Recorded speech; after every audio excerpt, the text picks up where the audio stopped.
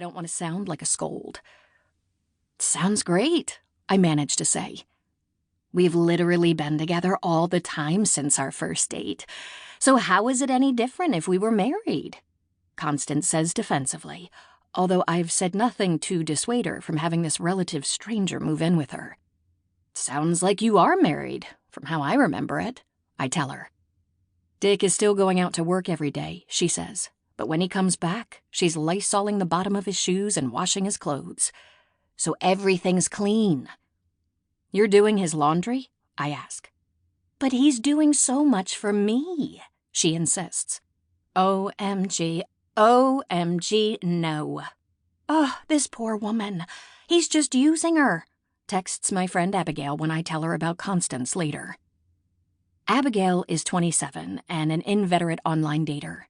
She's told me lots of stories over the years about dating app culture and its chilling effect on relationships. He's going to be out the door as soon as isolation ends, she texts. That's what I'd be worried about too, I text her back. But then, who knows how any of this is going to end? COVID-19 isn't like anything we've seen before, so there's no way of knowing what its long-term effects on dating and relationships will be. There have been reports, ever since shelter-in-place orders went into effect, that online dating has surged. Which comes as no surprise, since millions of people are now trapped at home, feeling lonely, horny, and bored, not to mention desperate and scared. Tinder reported that on March 28, 2020, its users swiped more than 3 billion swipes, more than any single day in the company's 8-year history. The online dating industry has been rushing to capitalize on its newly captive audience, adding video chat capabilities to its apps and launching new social distancing-friendly sites. Video dating has already been deemed the new normal by sectors of the media which always seem ready to champion the latest technological innovations in dating. The news has grown effusive in describing how online dating companies are doing their best to help isolated singles stay connected and keep a dialogue going.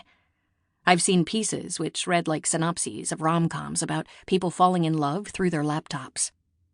Then in April of 2020, Civic Science, a polling company, published a study saying that 71% of unmarried couples who didn't usually live together but were quarantining together were reporting a spike in their sex lives. It's just sex all the time, Constance tells me with a throaty laugh. For no good reason, I feel a little twinge of jealousy. I've been watching all this with interest because, for the past few years, I've been writing about sex, love, and dating in the digital age. I wrote a book about teenagers and social media and made a documentary film about dating apps, none of which has given me confidence that online dating is the path to love or lasting relationships. But then what is? I've wondered. We were walking in the park with our masks on, Constance says, still talking about Dick. And I asked him, we're not a thing just because of quarantine, right? And he was like, absolutely not. So I know it's been a whirlwind with him, but he says such nice things to me, and well, I'm not used to anyone saying nice things. He thinks I'm amazing. I don't want to tell her what I've been hearing from the women who've been sending me texts and emails since love in the time of Corona began.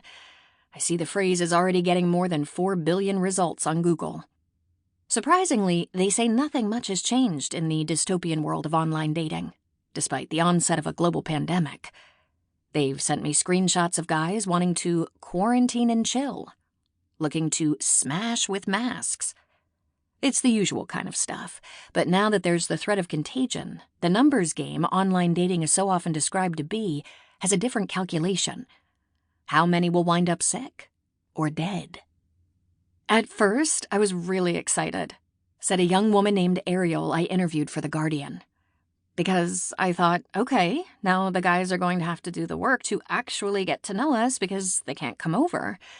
But then I start swiping, and there's all these profiles saying things like, COVID-free and have a bunch of toilet paper, who wants to hang out? A young man DM'd me after that piece came out, claiming that women are doing the same things. Okay, send me screenshots, I told him. When he didn't, I asked him, you're not getting any matches, are you? No, he said, and asked me if I had any advice on how he could